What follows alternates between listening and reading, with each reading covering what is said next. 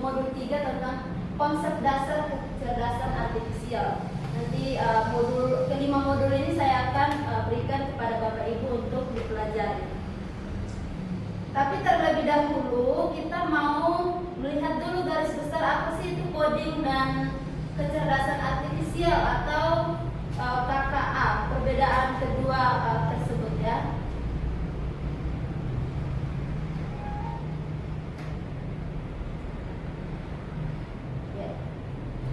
Di sini kita bisa melihat bahwa coding itu adalah proses menulis instruksi menggunakan bahasa pemrograman agar komputer bisa menjalankan tugas tertentu. Dan coding ini sudah kita jalankan selama ini ya, seperti kita mencari sesuatu atau apapun. Kalau kita mencari tentang apapun di dalam internet kan pasti kita harus memberikan bahasa yang jelas sehingga coding itu bisa menjalankan tugasnya atau internet. Itulah yang dinamakan coding. Jadi selama ini kita jangan berpikir terlalu jauh apakah kita harus membuat Python, kode-kode, tidak seperti itu juga ya. Lalu yang kedua, kecerdasan artifisial. Ini perbedaan dari coding. Modul-modul selanjutnya Bapak Ibu nanti bisa pelajari di modul-modul berikutnya, modul 1 sampai 5 tentang pekerjaan kecerdasan artifisial. Dan tujuannya, kalau coding itu mengatur komputer agar menjalankan perintah secara persis sesuai kode yang diberikan oleh si pengguna tersebut. Kalau AI atau kecerdasan artifisial yaitu membuat komputer itu bisa beradaptasi dan mengambil keputusan berdasarkan data. Data itu apa yang kita berikan itu yang dikerjakan atau yang dikerjakan oleh kecerdasan artifisial ini atau KA. Selanjutnya sifat coding dan KA. Kalau coding itu hanya melakukan apa yang kita tulis di kodenya tanpa menyimpang. Kalau KA atau kecerdasan artifisial dapat menghasilkan jawaban berbeda tergantung data dan pembelajaran sebelumnya. Menurut Bapak Ibu, kira-kira kalau contoh coding dan KA ini apakah pernah melakukannya? Kita bisa lihat contohnya ya. Nih, kalau coding seperti program kalkulator dalam menjumlahkan dua angka. Kayak contohnya 1 tambah 1 2. Itu sudah pasti kalau coding. Tapi kalau KA itu adalah program pengenalan wajah atau penerjemahan bahasa otomatis, seperti kita bisa melihat mungkin handphone kita itu bisa ada filter khusus, itu kan bisa juga mengenali wajah kita. Atau KA itu seperti sekarang kita sudah menggunakan fingerprint, itu KA namanya atau kecerdasan artifisial. Dengan ini data yang kita berikan itu yang akan dilakukan sama KA ini sampai seterusnya. Contohnya handphone saya ya tidak mungkin karena itu dia sudah menyimpan data kita yang punya itulah kecerdasan artifisial atau KA. Jadi dia itu tidak sama dengan coding. Kalau coding dia bisa akan berubah-ubah sesuai dengan perintah yang kita berikan. Kalau kecerdasan artifisial seperti yang saya sudah jelaskan dari awal tadi, dan ini contohnya yaitu program pengenal wajah atau penerjemah bahasa otomatis. Selanjutnya keterkaitannya, coding adalah alat untuk membuat AI atau KA. Sedangkan KA adalah tujuan atau hasil yang bisa diciptakan melalui coding. Jadi coding itu secara garis bahasa sederhananya, coding itu membuat program. KA itu hasil dari si coding tersebut, seperti itu. Dan gambaran sederhananya, coding seperti menulis resep makanan yang diikuti oleh koki yang sama persis yang diberikan oleh koki. Sedangkan KA itu seperti koki yang pintar yang bisa belajar sendiri cara memasak enak dan menyesuaikan resep yang diberikan. Seperti itu ya. Itu hanya garis besar antara perbedaan coding dan KA atau kecerdasan artifisial. Apakah ada pertanyaan Bapak Ibu? Bapak Ibu, setelah kita mengenali perbedaan coding dan KA, secara khusus hari ini saya akan memberikan modul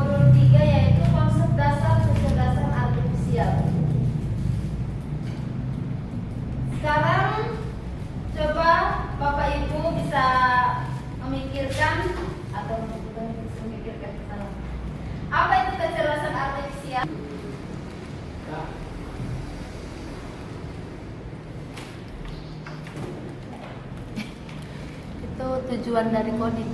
Tujuan dari coding atau Hasil. program hasil dari coding itu. Coding itu yang membuat si KA atau kecerdasan artifisial ya. Terima kasih Miss Glory. Ya, definisi KA kita bisa melihat menurut para ahli, istilah kecerdasan artifisial pertama kali digunakan pada tahun 1956 untuk mendeskripsikan ilmu dan rekayasa menciptakan mesin cerdas, terutama program komputer yang cerdas. Nah, di sini bisa dilihat contohnya dibuat oleh Dal E dengan prompt dari Philip Delens 2023. Definisi kecerdasan artifisial Russell dan Norvig, sebuah sistem yang dapat berpikir seperti manusia, bertindak seperti manusia, atau mengambil keputusan yang rasional berdasarkan data yang dikumpulkan. Seperti yang sudah saya perbedaan KA dan manusia tentunya punya perbedaan yang jauh ya. Seiring waktu, definisi KA terus berkembang dan seringkali hal ini bersinggung dengan pertanyaan filosofis tentang apa yang dimaksud dengan kecerdasan dan apakah mesin benar-benar bisa dianggap cerdas. Namun secara praktis, KA ini merujuk pada sistem yang memungkinkan komputer ini belajar dari data, dan data itu diberikan oleh si pengguna KA tersebut ya. Jadi si KA ini merupakan sistem yang bisa belajar dari data yang diberikan oleh manusia, mengenal pola serta membuat prediksi atau membuat keputusan secara mandiri. Hampir mirip dengan manusia tapi pasti ada perbedaannya. Lalu apa sih karakteristik kecerdasan artifisial atau kecerdasan KA atau karakteristik KA? Kita bisa melihat bahwa KA belajar dari data atau machine learning. KA bisa belajar dari data yang diberikan kepadanya. Semakin banyak data yang ia pelajari, semakin baik kemampuannya. Ini sebenarnya ada aplikasinya ya, cuma tadi saya sudah coba, itu ternyata dia itu seperti mesin atau program yang contohnya nih antara ikan dan sampah. Apa yang kita berikan, contohnya kita memasukkan ikan, walaupun itu sampah, tapi kalau kita yang memasukkannya itu kita bilang itu ikan, pas kita mencoba program tersebut, nanti ketika keluar sampah dia akan bilang itu ikan karena dia menyesuaikan dengan data yang kita berikan. Itulah mengapa dikatakan bahwa semakin banyak data yang dia pelajari, semakin baik kemampuannya.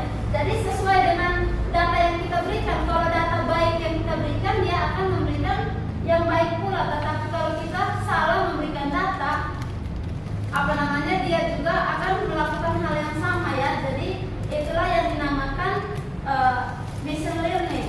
Lalu di sini kita melihat sama juga dengan YouTube. YouTube itu sama dengan KA atau AI juga ya.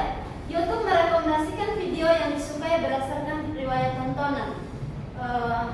Mungkin Bapak Ibu pernah searching tentang apa di YouTube atau TikTok, nanti apa yang Bapak Ibu searching itu yang akan keluar terus kan. Contohnya tentang mukbang makanan, nanti akan keluar itu lagi di FYP atau di beradaptasi dan meningkatkan performanya.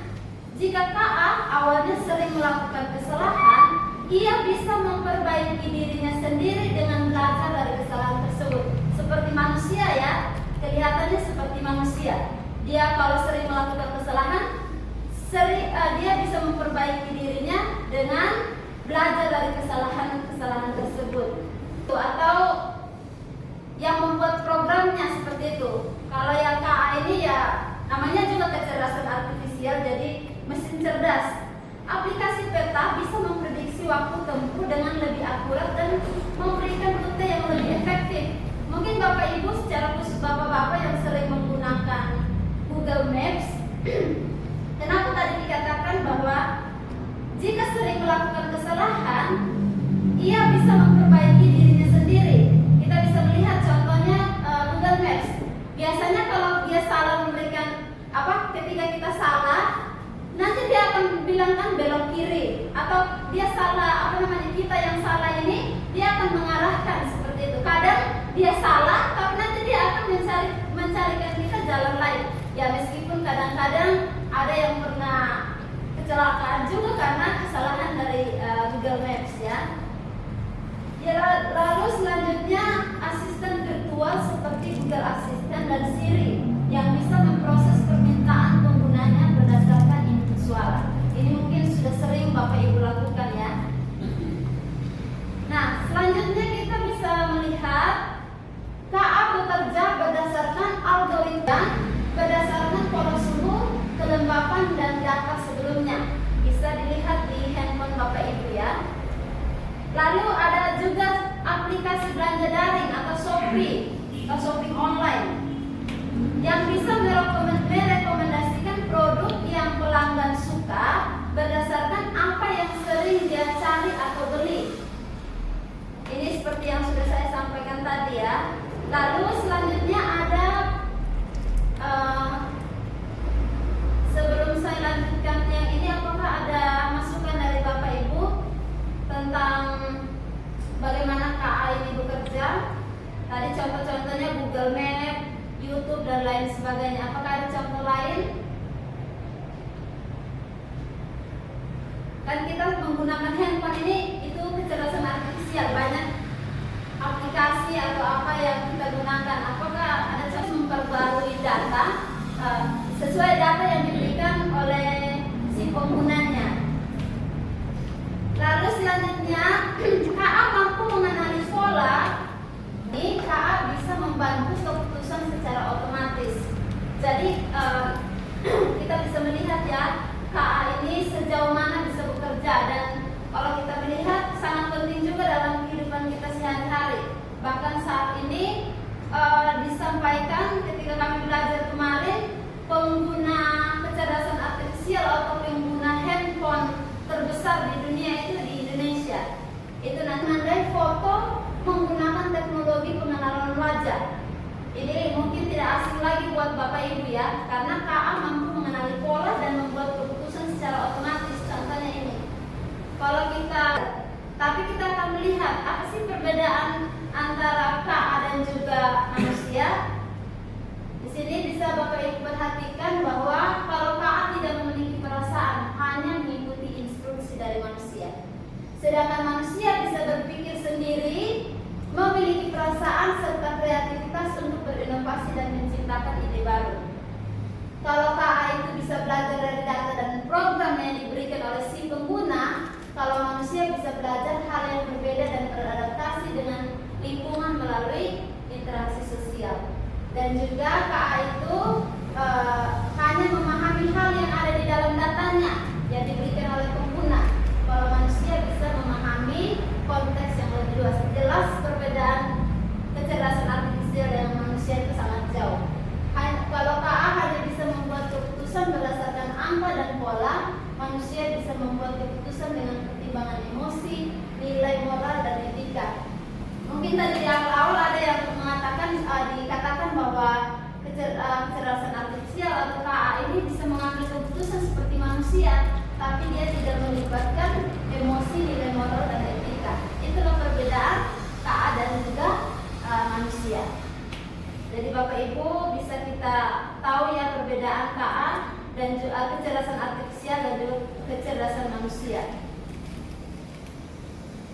Nah, sekarang kita bisa melihat, apakah masih bisa lanjut Bapak Ibu? Sepertinya pada mengantuk semua ya. Kita mau ice breaking dulu. Silakan Bapak Ibu berdiri, kita mau ice breaking.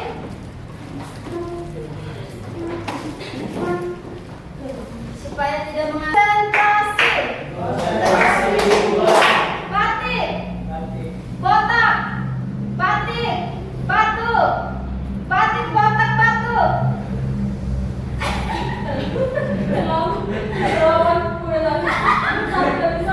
Ya, sekali lagi ya, kalau ada yang terlambat langsung duduk.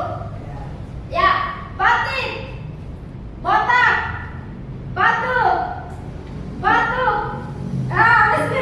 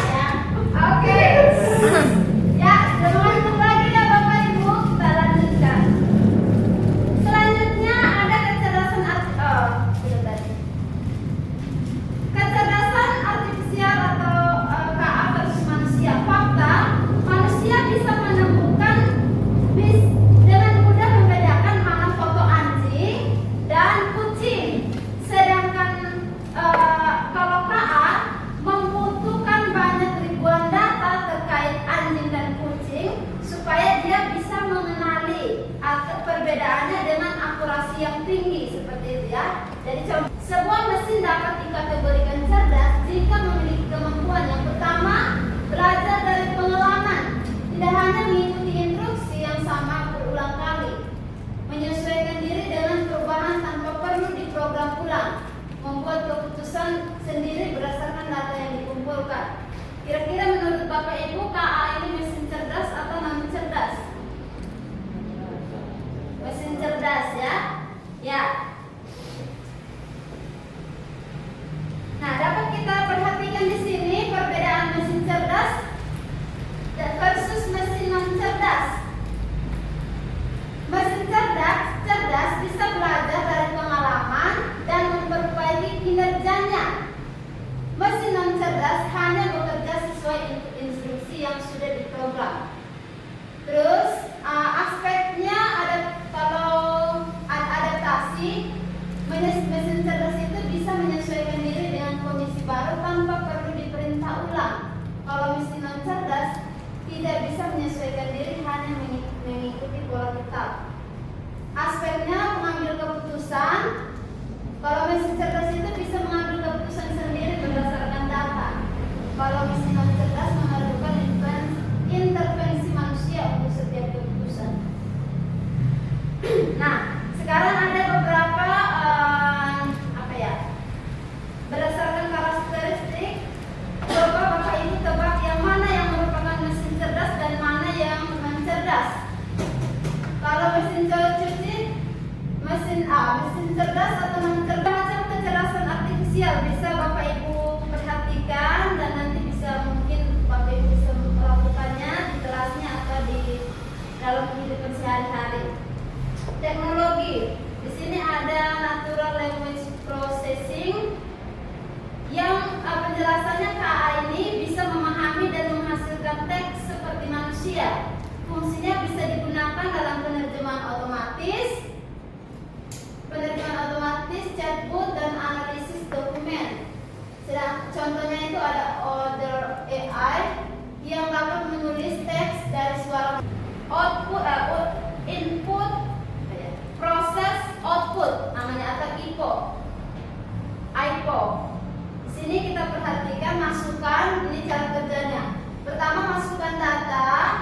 Datanya ini bisa ya Bapak Ibu, bisa pertanyaan, perintah suara, teks dan lain sebagainya. Lalu dia akan memproses pelatihan model. Di sini bisa kita lihat, dan juga luaran atau hasil, yaitu prediksi dan output lainnya. Dia akan menghasilkan keputusan, hasil karya seni, prediksi dan saran. Ini cara kerja kecerdasan artifisial. Jadi input, proses dan output. Output itu hasil. Nanti seperti tadi ya, mesin cuci, dia dia juga bekerja seperti ini, IPO, input, proses dan output. Apakah Bapak Ibu data? Makanya dikatakan KA itu tidak selalu benar. Oleh karena itu, semakin baik data yang digunakan oleh si pengguna untuk melatih KA, maka semakin akurat pula hasilnya. Ya, di sini selanjutnya kita akan melihat imitasi kecerdasan artifisial.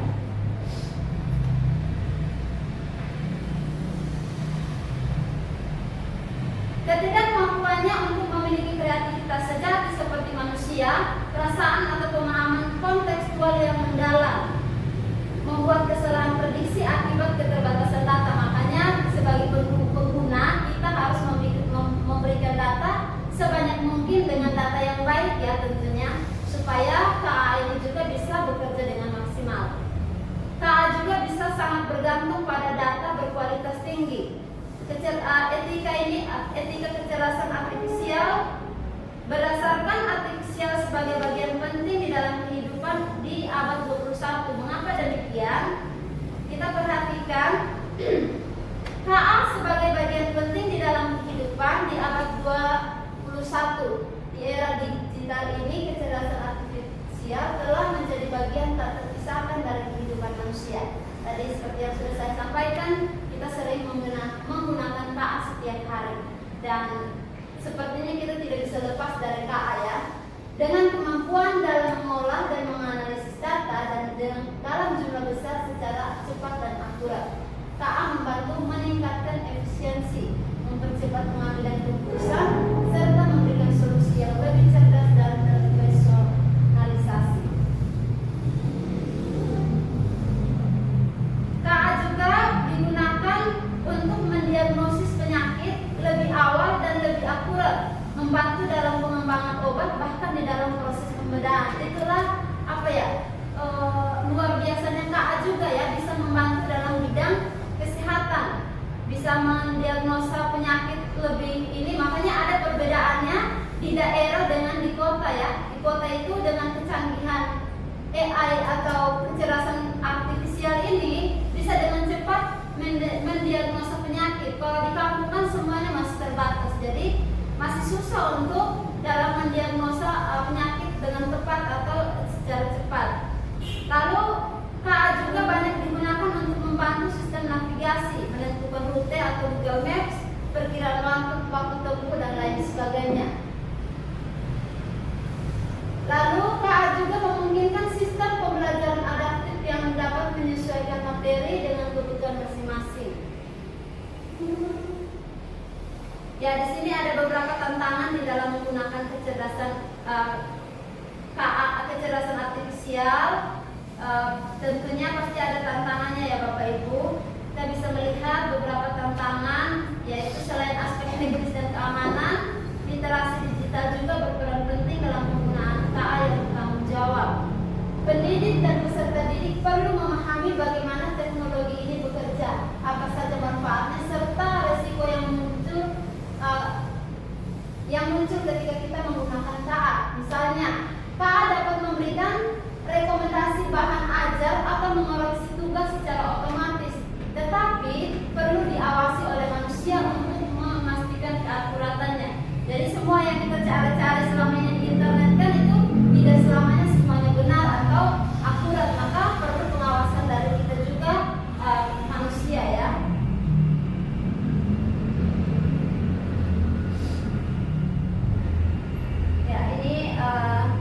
Kita bisa lihat KA tidak selalu benar, selalu cek kembali ke akuratnya. Prinsip-prinsip penting dalam menggunakan KA secara bertanggung jawab: transparansi, akuntabilitas, adil dan non-diskriminatif, privasi. Jadi kita bisa melihat di sini transparansi itu yaitu dalam menggunakan KA berarti setiap keputusan yang dihasilkan oleh KA harus dapat dijelaskan dan dipahami oleh manusia. Misalnya, jika KA digunakan dalam pengambilan keputusan penting secara seleksi kerja atau penentuan kredit bank dan lain sebagainya. Akuntabilitas, KA bukanlah manusia yang bisa bertanggung jawab atas keputusannya sendiri. Oleh karena itu, setiap sistem KA yang digunakan untuk membantu manusia harus memiliki pemilik atau pengelola yang bertanggung jawab jika terjadi kesalahan. Jadi si KA itu meskipun dia membuat keputusan yang salah, dia tidak akan bertanggung jawab ya.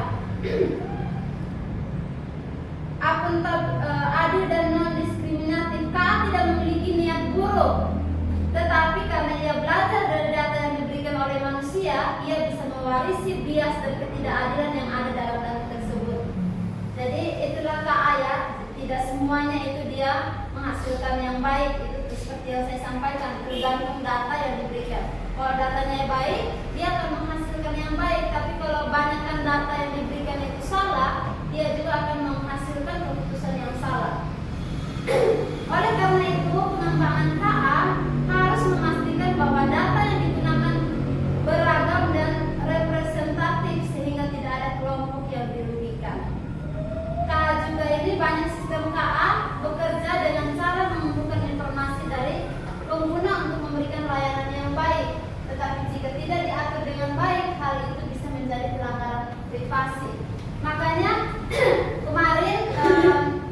makanya sekarang banyak data kita bisa diambil oleh orang lain karena kita sendiri tidak menjaga privasi. Kayak contohnya apa di Google atau dapat bantuan, kita cepat-cepat kasih data kita, nik kita, nomor kita dan lain sebagainya. Nah, maka itu sehingga tidak ada privasi lagi ya di dalamnya.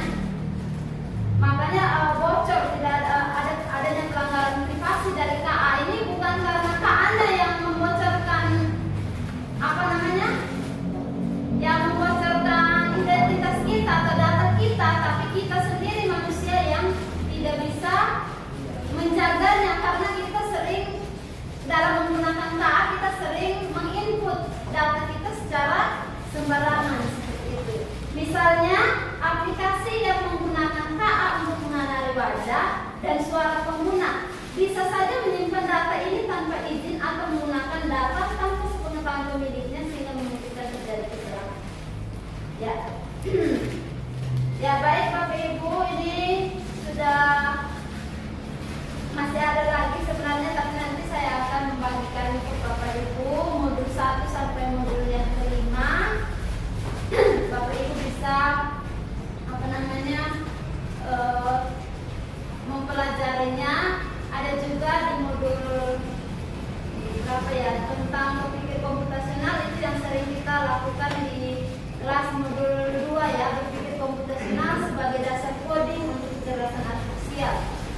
Secara khusus di kelas 5 dan kelas 6. Sebenarnya ini bukan cuma kelas 5 dan kelas 6 sih yang menggunakan ini, semua kelas sudah menggunakan, cuman kita pikir itu hanya ini, padahal itu sudah kecerdasan artifisial. Jadi sampai sini